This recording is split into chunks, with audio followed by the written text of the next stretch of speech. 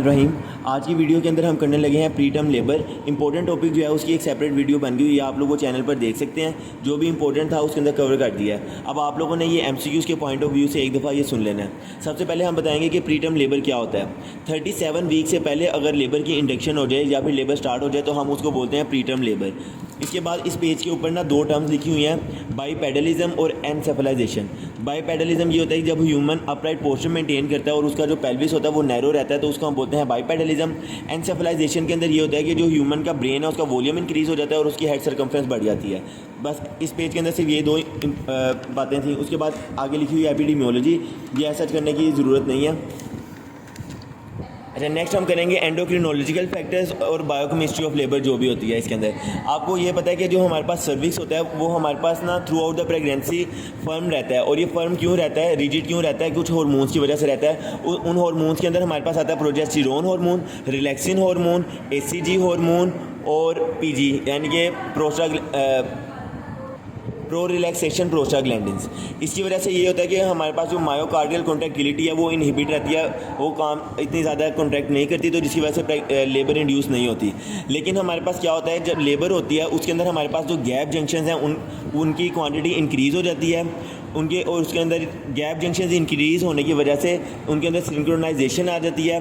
उसके बाद फिर रेगुलर यूट्राइन कॉन्ट्रैक्शंस होती हैं और हमारे पास लेबर स्टार्ट हो जाती है।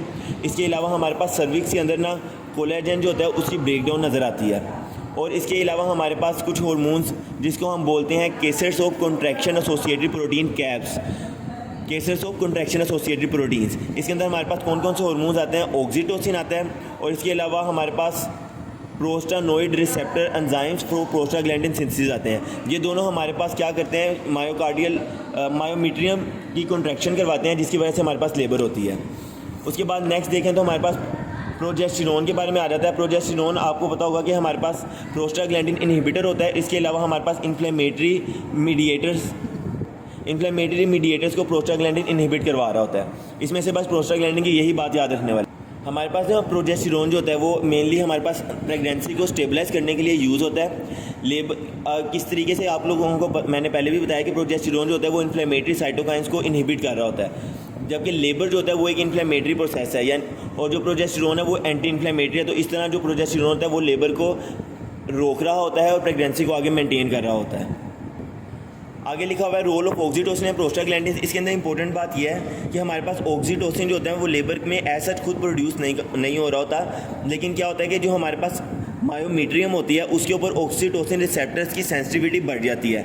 इसी वजह से जब हमने लेबर इंड्यूस करवानी होती है और तब उसके बाद हम ऑक्सीटोसिन देते हैं तो उसकी वजह से इंट्रासेलुलर कैल्शियम बढ़ जाता है और मायोमीट्रियम की कॉन्ट्रैक्शन ज़्यादा हो जाती है और लेबर स्टार्ट हो जाती है। नेक्स्ट हम देखेंगे causes of pre term labour क्या है। ये एक इंपॉर्टेंट क्वेश्चन है थोड़ा सा, अगर उसके बाद कोई इंपॉर्टेंट चीज़ आती है तो वो ये ही कोजेज आती हैं। सबसे पहले इसके अंदर आप लोगों ने नाम याद रखने हैं, ऐसा बाकी कोई चीज़ याद रहती है या नहीं, लेकिन नाम अच्छे तरीके से याद होने चाहिए। सबसे पहले हमारे पास आती है cervical weakness. Cervical normal length जो होती है ना हमारे पास वो 3 से 5 सेंटीमीटर होती है। ये एक इंपॉर्टेंट एमसीक्यूज़ है कि अब लेस देन जब 2.5 सेंटीमीटर हो जाती है तो हमारे पास सर्वाइकल लेंथ बहुत छोटी हो जाती है, वो फिर हमारे पास प्रेगनेंसी को मेंटेन नहीं कर पाती और इस वजह से हमें सर्वाइकल सर्कुलाज करना पड़ता है। ये 2.5 सेंटीमीटर है और बाद दफ़ा ये एमसीक्यूज़ में 25 मिलीमीटर के हिसाब से भी आती है। ये एक इंपॉर्टेंट एमसीक्यूज़ है। ये नेक्स्ट पेज के ऊपर आप लोग देख सकते हैं, ये आप लोग देख सकते हैं ये 25 मिलीमीटर में लिखा हुआ है। तो जब 25 मिलीमीटर हो तब हमने सर्वाइकल सर्कुलाज करना होता है। अच्छा, अब ये सर्वाइकल वीकनेस हमारे पास किन किन चीज़ों की वजह से हो सकती है। कोन बायोप्सी लेने की वजह से हमारे पास जो सर्वाइकल वीकनेस हो सकती है। इसके अलावा डायग्नोस्टिक डीएनसी मतलब डायलेशन एंड क्यूरेटाज, इसी वजह से हमारे पास सर्वाइकल वीकनेस हो सकती है। सर्वाइकल वीकनेस के बाद सेकंड इंपॉर्टेंट चीज़ है हमारे पास इन्फेक्शंस मेनली हमारे पास जो हो रहा होता है ना बैक्टीरियल वेजिनोसिस हो रहा होता है। और अगर कोई आप लोगों से पूछे कि बैक्टीरियल वेजिनोसिस कौन सा बैक्टीरिया करवा रहा है तो गार्डिनेला वेजिनोसिस करवा रहा होता है। और इस एक इंपॉर्टेंट एमसीक्यू है कि गार्डिनेला वेजिनोसिस के ट्रीटमेंट के अंदर हम कौन सी एंटीबायोटिक देते हैं, मेट्रोनिडाजोल देते हैं। इसके अलावा इन्फेक्शन की वजह से क्या हो सकता है, कोरियोएमनियोनाइटिस हो सकता है, जिसकी वजह से हमारे पास प्रीटर्म लेबर हो सकती है। अब इस कोरियोएमनियोनाइटिस की वजह से बाज़ दफ़ा ब्रेन डैमेज होने लग जाता है और हमारे पास एक टर्म है जिसको हम बोलते हैं पेरीवेंट्रिकुलर ल्यूकोमलेशिया। इसके अंदर ये होता है कि जो अनबोर्न इन्फेंट्स होता है कोरियोएमनियोनाइटिस की वजह से वाइट मैटर जो होता है उसके बाद वो डैमेज होने लग जाता है। इस वाइट मैटर के डैमेज होने को हम बोलते हैं पेरीवेंट्रिकुलर ल्यूकोमलेशिया।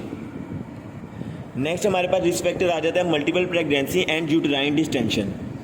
मल्टीपल प्रेगनेंसीज जो होती हैं आप लोगों को अक्सर पता है कि उसके अंदर हमारे पास पॉलीहाइड्रोमनिया हो रहा होता है, तो पॉलीहाइड्रोमनिया भी आप लोग इसके अंदर लिख सकते हैं कि एक रिस्क फैक्टर के तौर पर काम कर रहा होता है। इसके अलावा यूटेराइन डिस्टेंशन जो होती है उसकी वजह से भी हमारे पास प्रीटर्म लेबर इंड्यूस हो सकती है। उसके बाद यूटेराइन अनोमलीज आ जाती हैं, यूटेराइन मुलेरियन अनोमलीज, इसकी वजह से भी हमारे पास प्रीटर्म लेबर हो सकती है। हेमरेज की वजह से हो सकती है। हेमरेज के अंदर अब एक इंपॉर्टेंट एमसीक्यूज़ है कि व्हेन एन एब्रप्शन इन्वॉल्व्स 50% और more of the placenta it is frequently associated with fetal death. यानी कि जब हमारे पास प्लेसेंटल एब्रप्शन हो जाए और वो 50% से ज़्यादा प्लेसेंटा को इन्वॉल्व कर ले तो उसकी वजह से भी बाद में फीटल डेथ हो जाती है। इसके अलावा हेमरेज के अंदर एक और इंपॉर्टेंट बात ये लिखी हुई है कि प्रीक्लैम्शिया और हाइपरटेंशन, ये दोनों चीज़ें भी हमें प्रीटर्म लेबर की तरफ लेके जा सकती हैं। और लास्ट पर हमारे पास आ जाता है स्ट्रेस। तो ये थी हमारे पास सारी कोजेज़ जो कि प्रीटर्म लेबर करवा सकती थी। बिस्मिल्लाहिर्रहमानिर्रहीम। अब हम देखेंगे वो सेकंड पार्ट, हमने प्रीटर्म लेबर की कोजेज़ डिस्कस कर ली थी। अब हम देखेंगे मैनेजमेंट ऑफ प्रीटर्म लेबर, हम इसको मैनेज किस तरीके से करते हैं। हमारा जो इसमें मेन एम होता है ना वो ये होता है कि हम प्रेगनेंसी को प्रोलॉन्ग कर सकें और 37 वीक्स तक लेकर जा सकें, उसके बाद हम डिलीवरी करवाएं। तो हमारा पहला एम इसका हो जाएगा प्रोलॉन्गेशन ऑफ प्रेगनेंसी। सेकेंड हमने ये होता है कि करेक्शन ऑफ अनीमिया करना होता है, अनीमिया को करेक्ट करना होता है। अब मैनेजमेंट के अंदर एक और इंपॉर्टेंट चीज़ होती है कि हम डायग्नोस कर सकें। डायग्नोस के अंदर ना एमसीक्यूज़ के अंदर आता है सबसे इंपॉर्टेंट जो टेस्ट होता है वो होता है फीटल फाइब्रोनेक्टिन। फीटल फाइब्रोनेक्टिन क्या चीज़ है, ये एक हमारे पास ग्लाइकोप्रोटीन है जो कि हमें सर्वाइको वेजाइनल फ्लूइड के अंदर मिल रही होती है, एमनियोटिक फ्लूइड के अंदर मिल रही होती है, प्लेसेंटल टिश्यू के अंदर मिल रही होती है। अब अगर 22 से लेके 36 वीक्स तक फाइब्रोनेक्टिन प्रोटीन हमें सर्वाइको वेजाइनल फ्लूइड के अंदर मिल जाए तो हम कह देते हैं कि ये प्रीटर्म लेबर है और ये प्रीटर्म डिलीवरी का एक पक्का प्रीडिक्टर है। तो उसके बाद फिर हमने ड्रग्स वगैरह स्टार्ट कर देने होते हैं। टोकोलिटिक्स एजेंट देते हैं। टोकोलिटिक एजेंट्स क्या करते हैं, हमारे पास टोकोलिसिस को रोक रहे होते हैं। टोकोलिसिस क्या चीज़ होती है, यूटेराइन कॉन्ट्रैक्शन। तो हम यूटेराइन कॉन्ट्रैक्शन को रोकते हैं ताकि हम प्रेगनेंसी को प्रोलॉन्ग कर सकें और लेबर को भी हम क्या लेबर लेट हो। अच्छा, उसके अब ना हमारे पास कुछ टोकोलिटिक एजेंट्स होते हैं, लेकिन एक इम्पोर्टेंट एमसीक्यू है। अगर कोई पूछे कि फर्स्ट लाइन ड्रग आप लोग कौन सा देंगे तो कैल्शियम चैनल ब्लॉकर देंगे। बाज़ दफ़ा उसने ड्रग से नाम लिखे होते हैं, तो फर्स्ट लाइन ड्रग जो हमने देना है वो निफिडिपाइन देना है। इसके अलावा अगर वो कोई कम्बिनेशन के अंदर पूछे कि बाज़ दफ़ा क्योंकि वो बीटा सिम्पैथोमायोमेटिक्स और मैग्नीशियम सल्फेट इस कम्बिनेशन में पूछ सकता है। अगर कम्बिनेशन के अंदर पूछे तो तब आप लोगों ने लिखाना है कैल्शियम चैनल ब्लॉकर्स और पीजी इनहिबिटर्स, प्रोस्टाग्लैंडिन इनहिबिटर्स। ये हमारे पास फर्स्ट लाइन होंगे जो कि हमारे पास डिले करते हैं डिलीवरी को 48 आवर्स तक। अच्छा, अब नेक्स्ट हमारे पास जो टोकोलिटिक एजेंट्स के नाम आ जाते हैं, सबसे पहले आता है हमारे पास बीटा सिम्पैथोमायोमेटिक्स। बीटा सिम्पैथोमायोमेटिक्स का ना थोड़ा सा मैकेनिज़्म याद रख लें। ये क्या करता है, साइक्लिक एडिनाइल मोनोफॉस्फेट की प्रोडक्शन को इंक्रीज़ करता है जो कि आगे जाके मायोमेट्रियल की रिलैक्सेशन करवा देती है, जिसकी वजह से जो हमारे पास डिलीवरी है वो लेट होती है। उसके बाद भी आ जाता है हमारे पास मैग्नीशियम सल्फेट। मैग्नीशियम सल्फेट बहुत इंपॉर्टेंट है, आमतौर पर पेपर में ना इसकी डोज़ भी पूछी जाती है। इसकी डोज़ ये है कि आप लोगों ने 4 to 6 ग्राम देना है IV for 12 to 24 hours.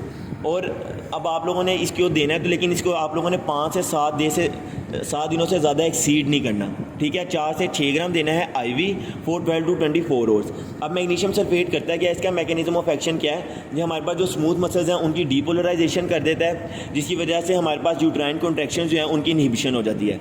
Next हमारे पास आ जाता है non steroidal anti inflammatory drugs. ये इंपॉर्टेंट एमसीक्यू है कि अगर वो पूछे कि एनसेड्स के अंदर फर्स्ट लाइन ऑफ ड्रग कौन सा है तो इंडोमेथासिन है।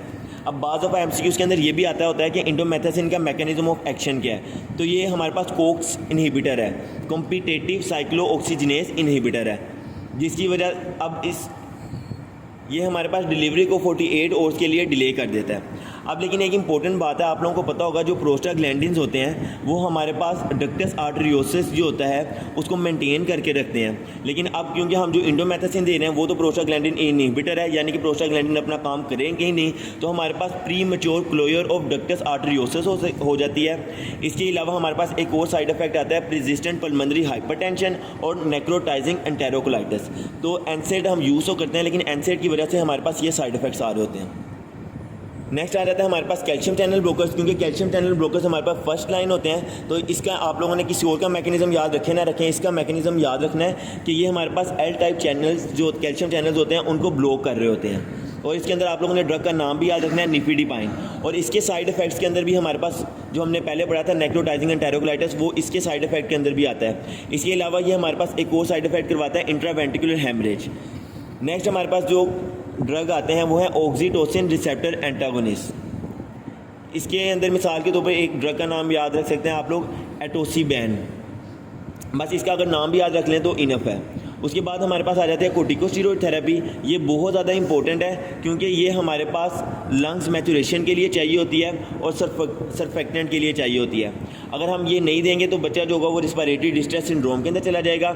इसके अंदर आप लोग जो ड्रग्स के नाम याद रख सकते हैं वो है बीटामेथासोन और डेक्सामेथासोन।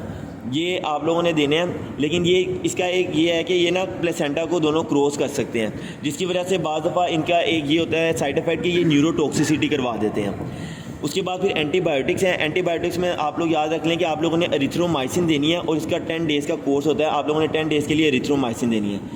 नेक्स्ट अगर देखें तो मैनेजमेंट ऑफ पी प्रोम आ जाती है। ये बहुत इंपॉर्टेंट टॉपिक है जिसको अलहदा से कवर किया गया है, उसकी वीडियो आप लोगों ने लाजमन देख लेनी है। नेक्स्ट अगर देखा जाए तो हमारे पास आ जाता है सर्वाइकल सर्कुलाज।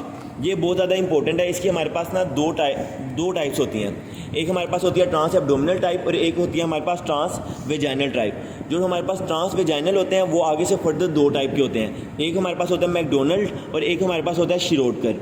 अब मैं पहले भी ये बात बता चुका हूँ कि सर्वाइकल सर्कुलाज आप लोगों ने कब करना है, जब हमारे पास सर्वाइकल लेंथ जो होगी वो 25 मिलीमीटर से कम होगी और हमारे पास प्रीवियस हिस्ट्री और प्री टर्म बर्थ होगी।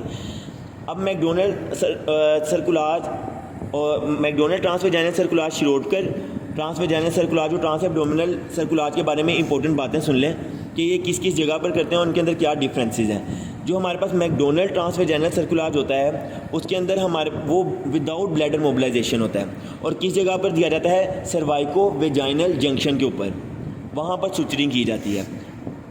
अगर शिरोडकर की बात की जाए तो ये हमारे पास इसकी सुचरिंग कहाँ की जाती है, above the level of cardinal ligament, और इसके अंदर हमारे पास जो होता है ब्लैडर मोबिलाइजेशन,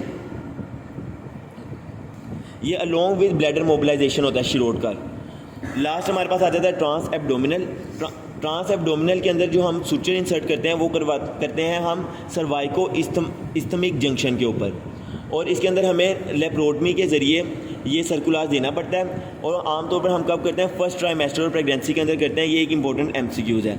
अब ट्रांस एब्डोमिनल के अंदर एक और ना कॉम्प्लिकेशन आ जाती है, क्योंकि जो जिनके अंदर सिजेरियन सेक्शन होता है उसके अंदर हमने वहाँ पर भी पेशेंट को, मतलब कि पेशेंट की दो लेप्रोटमीज होती हैं, एक C सेक्शन के लिए हम करते हैं और दूसरा सुचर इंसर्शन के लिए करते हैं। तो यहाँ पर हमारा ये सारा चैप्टर कंप्लीट हो जाता है।